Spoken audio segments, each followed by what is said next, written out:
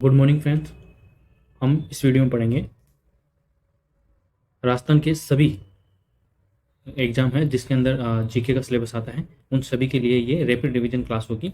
जिसके अंदर हम जैसे 1857 का विद्रोह है ये भी पढ़ेंगे, प्रमुख किले हैं वो भी पढ़ेंगे, और प्रमुख आभूषण है वो भी हम देखेंगे। निरोगी राजस्थान अभियान, कुछ कुछ इसके अंदर करंट पे आएगा जो इंपॉर्टेंट है, जो हर एग्जाम के अंदर पूछा ही जाएगा, वो भी है। जिलानी माता मंदिर, ढूंढाड़ी भाषा, और सम्मानित खिलाड़ी जो सम्मानित खिलाड़ी जिनको नागरिक पुरस्कार से सम्मानित किया गया है राजस्थान के कौन से 5 व्यक्ति हैं, 5 खिलाड़ी हैं वो। अटल इनोवेशन मिशन, तो यहाँ तक हम इस वीडियो के अंदर देखने वाले हैं। तो चलिए शुरू करते हैं। सबसे पहले 1857 की क्रांति के साथ। तो 1857 की क्रांति स्टार्ट कहाँ से होती है राजस्थान में? तो राजस्थान में 1857 की क्रांति का पहला विद्रोह 28 मई 1857 के दिन को नसीराबाद से में हुआ था। कहाँ हुआ था? नसीराबाद में। कितनी छावनियाँ थी राजस्थान के अंदर? तो कितनी थी? 6 छावनियाँ थी। कितनी थी? 6। 6 में से 4 में विद्रोह हुआ था और 2 में विद्रोह नहीं हुआ था। वो 2 कौन से जिनके अंदर विद्रोह नहीं हुआ था? तो एक तो ब्यावर थी और एक थी खेरवाड़ा। मेरठ के विद्रोह का समाचार AGG, agent to governor general. AGG कौन होता था? एजेंट टू गवर्नर जनरल होता था, जो डायरेक्ट गवर्नर जनरल को अपना कोई भी सबमिट जो भी करनी होती थी खबर, वो डायरेक्ट किसको देता था? गवर्नर जनरल को। जॉर्ज पैट्रिक लॉरेंस, और उन्होंने अजमेर स्थित 15वीं बंगाल नेटिव इन्फेंट्री को नसीराबाद भेजा, जिससे सैनिकों में असंतोष पैदा हुआ। जल्द ही सैनिकों के विद्रोह की खबर नसीराबाद में 20 सैनिकों तक पहुंच गई और 28 मई 1857 को नेटिव इन्फेंट्री के सैनिकों ने नसीराबाद में विद्रोह कर दिया। 30वीं नेटिव इन्फेंट्री के सैनिक भी शामिल हुए और छावनी को जलाने और पकड़ने के बाद दिल्ली के लिए रवाना हो गए। खेरवाड़ा और ब्यावर छावनी ने 1857 विद्रोह में भाग नहीं लिया, जैसा कि अभी मैंने बताया। और मोरिसन भरतपुर के राजनीतिक एजेंट थे, मतलब एजीजी थे। कहाँ के? भरतपुर के। अब कुछ आपसे वन लाइनर क्वेश्चन पूछ लेते हैं कि जैसे कि किस शहर का राजनीतिक एजेंट कौन था, और राजस्थान में जो 1857 का विद्रोह हुआ था उसके दौरान राज्य का शासक कौन था। तो ये आपसे पूछा जा सकता है वन लाइनर के अंदर क्वेश्चन, तो ये भी आपको ध्यान रखना है। जैसे भरतपुर का कौन था? मोरिसन था। और भरतपुर के शासक कौन थे? महाराजा जसवंत सिंह प्रथम। जयपुर के एजीजी कौन थे? विलियम एडेन, और वहाँ के राजा महाराजा राम सिंह द्वितीय। जोधपुर के कौन थे? मेक मौसन थे, और यहाँ के महाराजा तखत सिंह थे। तखत सिंह नहीं है यहाँ पर, महाराजा तख्त सिंह है, तख्त सिंह। कोटा के मेजर बटन थे, और यहाँ के महाराव राम सिंह थे। उदयपुर के कैप्टन सॉवर्स, और यहाँ के जो राजा थे वो महाराणा शुभरूप सिंह थे। तो ये भी आपको ध्यान रखना है। आई होप आपको ये समझ में आया होगा। हमने बीच बीच में से टॉपिक उठाए ताकि आपका रैपिड रिवीजन हो। रिवीजन के पॉइंट ऑफ व्यू से ये वीडियो बनाई जा रही है, तो आई होप आपको ये समझ में आया होगा। नेक्स्ट हमारे प्रमुख किले। अब राजस्थान के प्रमुख किले वो जो इंपॉर्टेंट है, जो एग्जाम के अंदर पूछे ही जाते हैं। जैसे पहला किला कौन सा है? तो पहला किला हमारा है लोहागढ़ किला। कौन सा? लोहागढ़। कहाँ पर ये भरतपुर के जाट शासकों द्वारा बनवाया गया था, तो मतलब भरतपुर के अंदर है। अपने नाम के अनुरूप कई ब्रिटिश हमलों का सामना करने के लिए यह दृढ़ रहा, मतलब खड़ा रहा, और अंत तक उन्हें निराश किया। लोहागढ़ का अर्थ है लोहे का किला।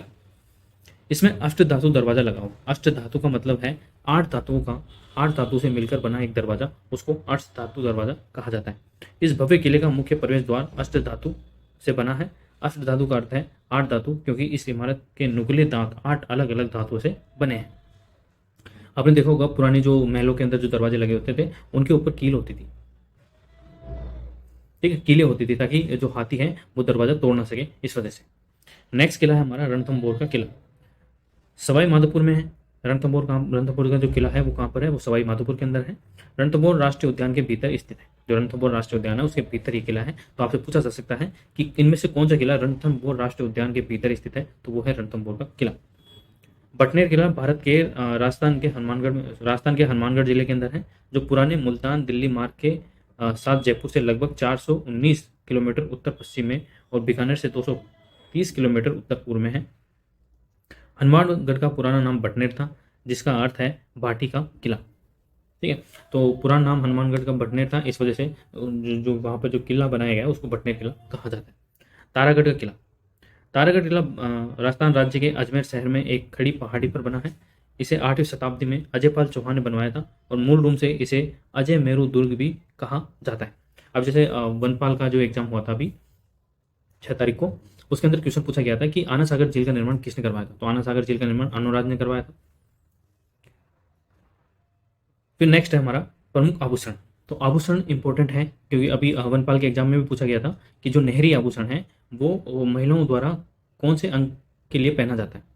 तो आप मुझे कमेंट बॉक्स में बताओ कि जो नहरी आभूषण है वो महिलाओं द्वारा किस अंग पर पहना जाता है। तो सबसे पहले हम आभूषणों में देखेंगे सिर के आभूषण। तो सिर के आभूषणों में महिलाओं द्वारा पहने जाने वाले पारंपरिक राजस्थानी सिर के आभूषण माथे पर चांदी या सोने से बनी रखड़ी, टीका, शीश फूल, ठेकड़ा, टीकी, झेला होते हैं और बालों में बंधे या बांधे जाते हैं। तो आपने देखा होगा कि रखड़ी, टीका, शीश फूल, ठेकड़ा, टीकी, झेला ये सिर के आभूषण हैं जो ऐसे करके, तो आपने कई बार देखा होगा ऐसे लगाते हैं, ठीक है, बालों में फंसाए जाते हैं उनके हुक, जो राजस्थान के बहुत लोकप्रिय माने जाते हैं। रखड़ी देख लेते हैं। रखड़ी ये गोल और भारी आभूषण होता है, ये सोने और चांदी दोनों का हो सकता है। टीका, माथे पर पहना हुआ टीका पदक के समान आकार का होता है, सुमंग से बंधा होता है जो माथे के नीचे लटका होता है। शीश फूल, तो शीश फूल भी सिर का ही आभूषण होता है। ये बोड़ले के साथ बालों पर पहना जाने वाला आभूषण है। इस आभूषण पर कलात्मक कार्य होता है, मतलब जड़ाई छिलाई होती है।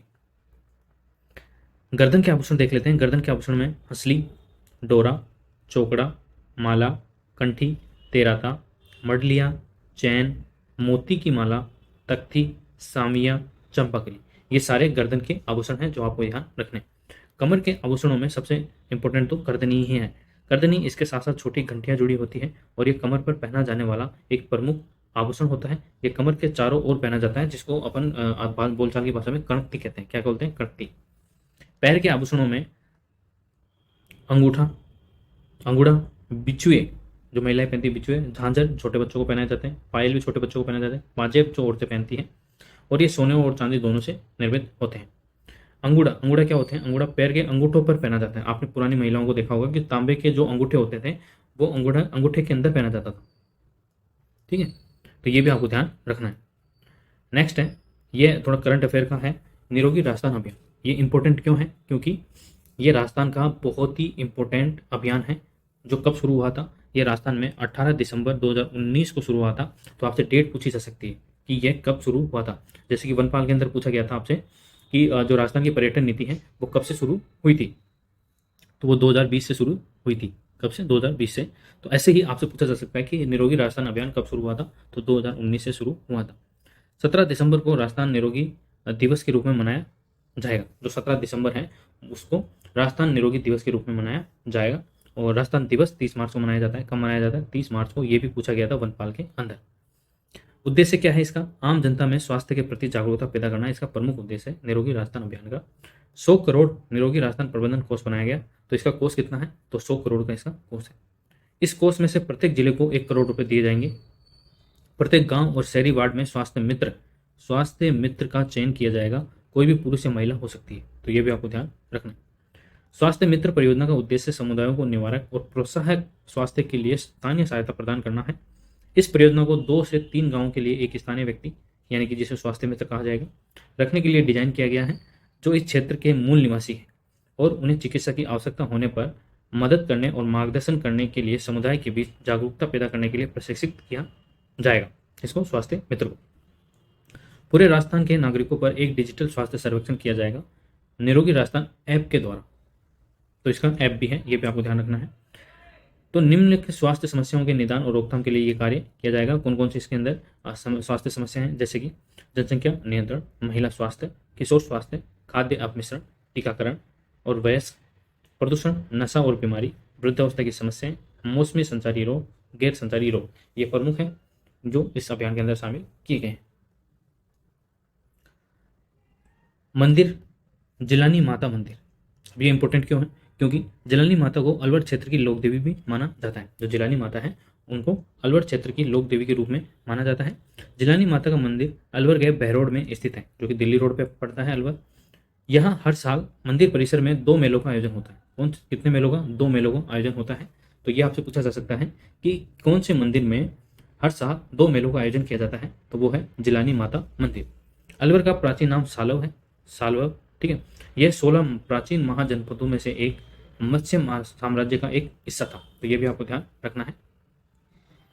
अलवर को राष्ट्रीय राजधानी क्षेत्र के हिस्से के रूप में नामित किया गया था, जिसके फलस्वरूप परिणाम स्वरूप दिल्ली के लिए रैपिड रेल और पेयजल सुधार सहित अतिरिक्त विकास परियोजनाएं हुई। इतराना की सैन्य छावनी अलवर के बाहरी इलाके में स्थित है। इतराना की जगह इसराना होना चाहिए मेरे हिसाब से, यहाँ पे है इसराना। ठीक है, तो इसराना की सैन्य छावनी जो है वो कहाँ पर है? अलवर के बाहरी इलाके में। सरिस्का टाइगर रिजर्व एक राष्ट्रीय उद्यान और टाइगर रिजर्व अलवर के कुछ किलोमीटर की दूर अरावली पहाड़ियों में स्थित है। सरिस्का टाइगर रिजर्व कहाँ पर है? अलवर के अंदर है, और एक राष्ट्रीय उद्यान भी है और एक टाइगर रिजर्व भी है। फिर है ढूंढाड़ी भाषा। तो ढूंढाड़ी भाषा कहाँ कौन से क्षेत्र में बोली जाती है? तो ये राजस्थान के पूर्वी हिस्से के अंदर बोली जाती है। पूर्वी हिस्से के अंदर कौन कौन से जिले शामिल हैं? तो जयपुर है, किशनगढ़, अजमेर, टोंक आदि क्षेत्रों में ये बोली जाती है। दादू दयाल और उनके छात्र अपने लेखन के लिए सबसे पहले ढूंढाड़ी भाषा का इस्तेमाल करते थे। यह भाषा राजस्थान में सबसे अधिक जनसंख्या द्वारा बोली जाती है, क्योंकि 2011 की जनगणना के अनुसार जयपुर की जो जनसंख्या है वो सभी जिलों में राजस्थान के सर्वाधिक है। इस भाषा के अन्य नाम क्या है? तो जयपुरी है और झड़साई है, और झाड़साई जो सिक्के चलते हैं वो भी कहाँ के हैं? वो जयपुर के ही हैं। तो ये भी आपको ध्यान रखना है। तो 2011 की जनगणना के अनुसार जो सबसे कम जनसंख्या वाला जिला है राजस्थान का, वह कौन सा है? तो वो आप मुझे कमेंट बॉक्स में बताइए। नेक्स्ट है हमारे कि जो 5 खिलाड़ी जिनको पद्म पुरस्कार 2022 से सम्मानित किया गया है, कौन है वो? जिन्होंने टोक्यो ओलंपिक और कॉमनवेल्थ गेम्स में काफ़ी अच्छा प्रदर्शन किया है। तो उनके उन 5 खिलाड़ियों के नाम क्या है? तो पद्म भूषण से जिसको सम्मानित किया गया है वो है देवेंद्र झांझरिया और राजीव महर्षि, और पद्म श्री से जिनको सम्मानित किया गया है वो है चंद्र प्रकाश द्विवेदी, अवनी लेखरा और रामदयाल शर्मा। अवनी लेखरा ने पैरा शूटिंग में गोल्ड पदक हासिल किया है। कहाँ पर? टोक्यो पैरालंपिक के, टोक्यो जो पैरालंपिक हुआ था उसके अंदर। बाकी देवेंद्र झांझरिया, राजीव महर्षि और चंद्र प्रकाश द्विवेदी और रामदयाल शर्मा ये किस खेल से संबंधित है? आप मुझे कमेंट बॉक्स में बताइए, ताकि आपका जो ये किस खेल से संबंधित है जो क्वेश्चन बनेगा वो आपका कंटेस्ट हो जाए। नेक्स्ट है हमारा अटल इनोवेशन मिशन। क्या है? अटल इनोवेशन मिशन।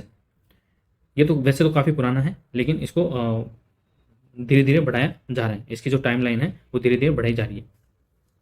केंद्रीय मंत्रिमंडल ने मार्च 2023 तक अटल इनोवेशन मिशन को जारी रखने की मंजूरी दी है। यह 10,000 अटल टिंकरिंग लैब्स और 101 अटल इंक्यूबेशन सेंटर स्थापित करेगा। कितने? 10,000।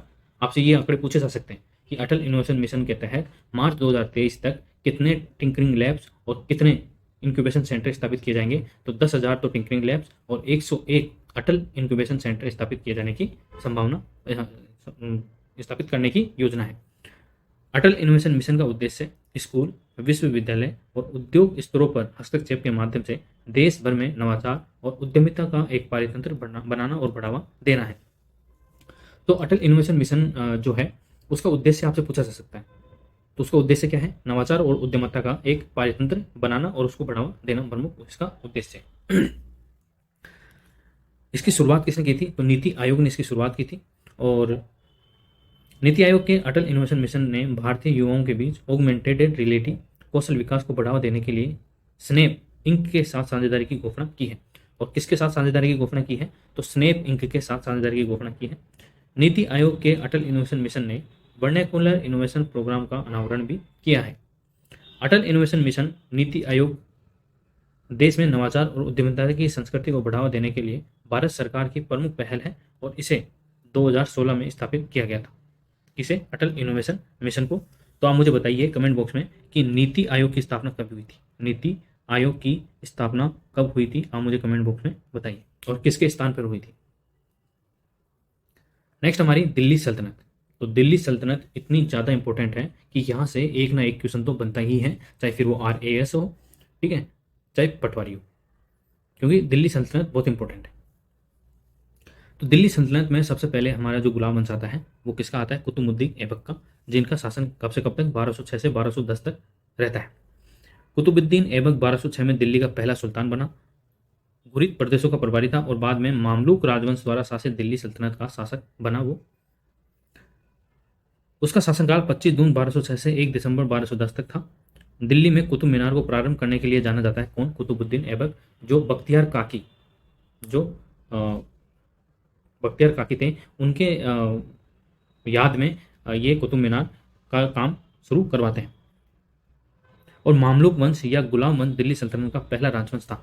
तो ये पहला राजवंश का पहला शासक था कौन? कुतुबुद्दीन ऐबक। और इसको मामलुक वंश भी कहा जाता है और इसको गुलाम वंश भी कहा जाता है। कुतुबुद्दीन ऐबक का जो बेटा था उसका क्या नाम था? इल्तुतमिश, जिसका शासनकाल 1211 से 1236 तक रहता है। और इसने ही जो कुतुब मीनार है उसका जो काम है वो पूरा करवाया था और अपनी राजधानी लाहौर से दिल्ली स्थानांतरित कर दिया था। तो आपसे ये पूछा जा सकता है कि किस शासक ने, दिल्ली सल्तनत के किस शासक ने अपनी राजधानी लाहौर से दिल्ली स्थानांतरित कर दी थी? तो वो था इल्तुतमिश। इल्तुतमिश की मंगोल नीति ने भारत को चंगेज खान से बचाया। ये इंपॉर्टेंट है कि सर्वाधिक आक्रमण इसके शासनकाल में होते हैं। तो कुतुबुद्दीन ऐबक के काल में मंगोल कैसे ज़्यादातर जो आक्रमण होते हैं, ठीक है। और जो इल्तुतमिश होता है वो मंगोल नीति इस तरीके से बनाता है कि वो जो चंगेज खान था मंगोल सेनापति, उससे दिल्ली को बचाता है। इल्तुतमिश की बेटी होती है रजिया सुल्तान। इसका कोई बेटा नहीं होता है और रजिया सुल्तान केवल 4 सालों तक शासन करती है, 1236 से 40 तक। और यह भारत की पहली महिला शासक थी जो गद्दी पर बैठी थी। उसका कार्यकाल विद्रोह से भरा रहा। 13 अक्टूबर 1240 को उसके ही परिजनों ने उसको मार डाला। कहाँ पर मार डाला? जो कैथल हरियाणा है वहाँ पर इसको मार डाला गया। फिर बाद में मसूद शाह आ जाता है 1242 से 46 तक, ये 7वां सुल्तान था। और फिर आ जाता है गयासुद्दीन बलबन। तो बलबन इंपॉर्टेंट शासक होता है। 1266 से 1287 तक ये अपना शासन करता है। गुलाम वंश का सबसे बड़ा शासक था बलबन। बलबन ने रईसों पर अपनी श्रेष्ठता साबित करने के लिए कठोर अदालती अनुशासन और पेबोस सुल्तान के चरणों को साष्टांग प्रणाम और चुंबन नामक नई रीति रिवाज की शुरुआत की, जिसको ईरानी पद्धति कहा जाता है। तो इसने ईरानी पद्धति की शुरुआत की थी बलबन ने अपने शासनकाल में। उसने तुर्की अमीर चालीसा दल शक्ति को तोड़ दिया और राजशाही के लिए जो खतरा था, जो चालीसा दल था जिसका निर्माण किसने किया था? इल्तुतमिश ने किया था, उसको उसने समाप्त कर दिया था क्योंकि वह राजा पर अंकुश लगाता था। तो उसने इसको समाप्त कर दिया था। किसने करा दिया? गयासुद्दीन बलबन ने। उसका मकबरा कहाँ पर है? तो मेहरौली दिल्ली के अंदर ही गयासुद्दीन बलबन का मकबरा है, जो आपको ध्यान रखना है। नेक्स्ट है सूचना का अधिकार अधिनियम 2005। तो ये इंपॉर्टेंट है। जैसे कि अटल इनोवेशन मिशन था, राजस्थान स्वास्थ्य वो निरोगी राजस्थान अभियान था, वैसा ही ये भी इंपॉर्टेंट है। इससे क्वेश्चन बनता ही बनता है। जैसे अभी वनपाल के अंदर आपसे पूछा गया था क्वेश्चन कि जो सूचना का अधिकार अधिनियम है वो किस वर्ष लागू हुआ था? तो वो 2005 में लागू होता है। सूचना का अधिकार अधिनियम एक ऐसा उपकरण है जिसका उपयोग भारत के प्रत्येक व्यक्ति द्वारा ऐसी जानकारी प्राप्त किया जा सकता है जो उनके जीवन को बेहतर बना सके। भारत ने वर्ष 2005 में सूचना के अधिकार अधिनियम के अधिनियमन की शुरुआत की थी। इस अधिनियम ने 15 जून 2005 को राष्ट्रपति की स्वीकृति प्राप्त की और सूचना का अधिकार अधिनियम 12 अक्टूबर 2005 को लागू हुआ। कब लागू हुआ? 12 अक्टूबर 2005 को यह लागू होता है, जो आपको ध्यान रखना है। आरटीआई अधिनियम पारित करने के पीछे प्रमुख संगठन मजदूर किसान शक्ति संगठन है। कौन था? मजदूर किसान शक्ति संगठन है। केंद्र और राज्य सूचना आयोग में एक मुख्य सूचना आयोग, इसके अंदर एक तो मुख्य सूचना आयोग होता है और 10 से अधिक सूचना आयोग नहीं होते हैं, मतलब मैक्सिमम 10 है और मिनिमम तो है ही नहीं है। भारत में पहला आरटीआई आवेदन शहीद रजा बनर्जी द्वारा किया गया था। आरटीआई अधिनियम 2005 केवल में 2 अनुसूचियां हैं। स्वीडन सूचना का अधिकार अधिनियम पारित करने वाला दुनिया का पहला देश था। तो स्वीडन पहला था। आरटीआई में केवल 2 अनुसूचियां हैं। और राजस्थान के अंदर जो सूचना का अधिकार अधिनियम है वो कब लागू हुआ था? वो 2006 को लागू हुआ था, अप्रैल 2006। तो ये भी आपको ध्यान रखना है। नेक्स्ट है उदयपुर की प्रमुख झीलें। उदयपुर को झीलों की नगरी कहा जाता है, ये आपको सबको पता है, ठीक है। तो उनमें से ही कुछ प्रमुख झीलें मैंने यहाँ पे आपके सामने रखी हैं। आई होप आपको ये पसंद आ रही होगी क्लास। तो ये सभी के लिए है, आरएस के लिए, पटवारी के लिए, जितने जिस भी एग्जाम में राजस्थान के जिस भी एग्जाम में राजस्थान की जीके आती है उन सभी के लिए ये रैपिड रिवीजन क्लास है। आप इसको लाभ उठा सकते हैं। तो पहली झील है हमारी पिछोला झील। ये शहर के मध्य में है, मतलब बीचों बीच के अंदर है। पिछोला झील उदयपुर की सबसे पुरानी और सबसे बड़ी झीलों में से एक है। सबसे पुरानी और सबसे बड़ी झीलों में से एक है। 1362 में इस झील का महाराणा लाखा के शासनकाल में बिच्छू बंजारा ने अपने बैल की याद में इसको बनवाया था। दूसरी झील है हमारी फतेह सागर झील। जयसमंद झील के बाद यह उदयपुर की दूसरी कृत्रिम झील है। कृत्रिम झील का मतलब है आर्टिफिशियल, मतलब इसे लोगों द्वारा बनाया गया था, यह नेचुरल प्राकृतिक रूप से नहीं है। ये पिछोला झील के उत्तर में स्थित है। यह मोती मगरी पहाड़ी के प्रवेश द्वार के पास स्थित है। इस झील का निर्माण महाराजा जयसिंह ने 1678 में करवाया था। तो आपको झीलों का निर्माण करता ध्यान रखना है, क्योंकि इंपॉर्टेंट है, पूछा जाता है। तो फतेह सागर झील का निर्माण महाराणा जयसिंह ने 1678 में करवाया था। फतेह सागर झील को महाराणा फतेह सिंह से अपना नाम मिला, जो बाद में इसके साथ जुड़ गया था। नेक्स्ट है जयसमंद झील। जयसमंद झील एशिया की दूसरी कृत्रिम झील होने के कारण प्रसिद्ध है। ये उदयपुर शहर से 48 किलोमीटर की दूरी पर स्थित है। इसे डेबर झील के नाम से भी जाना जाता है। तो जयसमंद झील को अन्य नाम क्या है, डेबर झील है, जो आपको ध्यान रखना है। महाराणा जयसिंह ने 1685 में इसका निर्माण करवाया था। उदय सागर झील, यह एक अन्य विचित्र झील है जो उदयपुर की 5 झीलों की श्रेणी में आती है। यह उदयपुर के पूर्व में लगभग 13 किलोमीटर की दूरी पर स्थित है। इस झील का निर्माण 1559 में महाराणा उदय सिंह द्वारा शुरू किया गया था और यह 1585 में पूरी हुई। तो ये प्रमुख झीलें हैं जो हमने देखी। आई होप आपको ये समझ में आई होगी। आपको झीलों में तो बेसिक आपको ये ध्यान रखना है कि ये झील कौन से जिले के अंदर है और किसने इनका निर्माण करवाया था।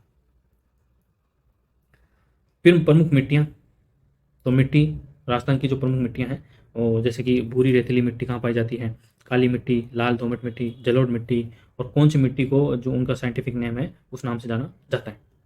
तो सबसे पहले है हमारी भूरी रेतीली मिट्टी। ये कहाँ पाई जाती है, ये अरावली यानी कि बांगर प्रदेश के पश्चिमी भाग में पाई जाती है। और पश्चिम भाग में कौन कौन से जिले शामिल हैं, तो है जोधपुर, नागौर, जालोर, सीकर, झुंझुनू, चूरू, झुंझुनू और बीकानेर जिलों में यह पाई जाती है। कौन सी, भूरी रेतीली मिट्टी।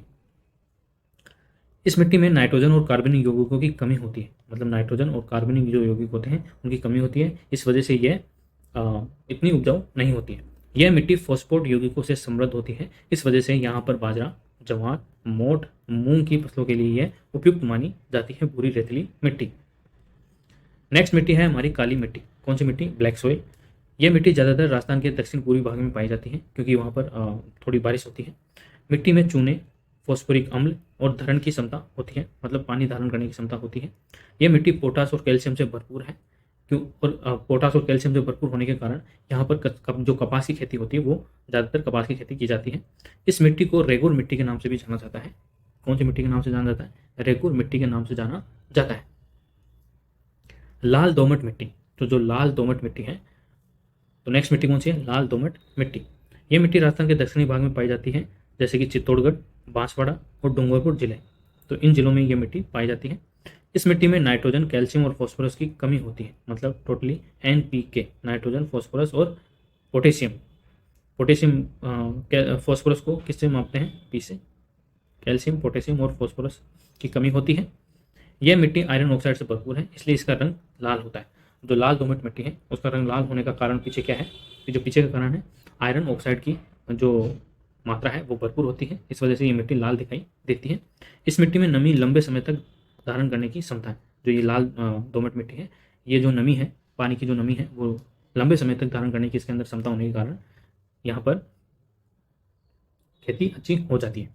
जो जलोढ़ मिट्टी है, जलोढ़ मिट्टी ज़्यादातर राजस्थान के पूर्वी मैदानों में पाई जाती है, जैसे कि जयपुर, अलवर, अजमेर, टोंक, कोटा, सवाई माधोपुर, धौलपुर, भरतपुर जिले। इस मिट्टी में चूना, फास्फोरस और ह्यूमस की कमी होती है। चूना, फास्फोरस और ह्यूमस की कमी होती है। इस मिट्टी में नाइट्रोजन की कमी होती है और यह मिट्टी सबसे उपजाऊ मिट्टी मानी जाती है। राजस्थान की सबसे उपजाऊ मिट्टी अगर कोई मानी जाती है तो वो जलोढ़ मिट्टी मानी जाती है। हालांकि इसके अंदर ह्यूमस की कमी होती है, फास्फोरस की कमी होती है, चूने की कमी होती है, नाइट्रोजन की भी कमी होती है। अब कुछ मिट्टियों के वैज्ञानिक नाम देख लेते हैं, जैसे कि एरिडोसोल मिट्टी को रेतीली मिट्टी कहा जाता है, जो राजस्थान के पश्चिमी इलाकों में पाई जाती है। एल्पी सोल मिट्टी को जलोढ़ मिट्टी कहा जाता है, जो राजस्थान के पूर्वी मैदानों में मिलती है। इंसेप्टी सोल को चट्टानी मिट्टी कहा जाता है, तो राजस्थान के जो चट्टानी भाग है दक्षिणी, वहाँ पर ये मिलती है। एंटी सोल मिट्टी, ये रेगिस्तानी मिट्टी कहा जाता है इसको, और बट्टी सोल मिट्टी को काली मिट्टी के नाम से जाना जाता है। तो ये भी आपसे पूछा जा सकता है, तो ये भी आपको ध्यान रखना होगा। आई होप आपको ये क्लास पसंद आई होगी। मैं उम्मीद करता हूँ कि अगर आपको ये क्लास पसंद आई है तो आप मुझे कमेंट बॉक्स में बताइए कि आपको नेक्स्ट क्लास चाहिए। अगर आप यहाँ तक पहुँच गए वीडियो देखते हुए, तो आई होप आप इस वीडियो को लाइक करेंगे, शेयर करेंगे और चैनल को सब्सक्राइब जरूर करेंगे। Thank you so much.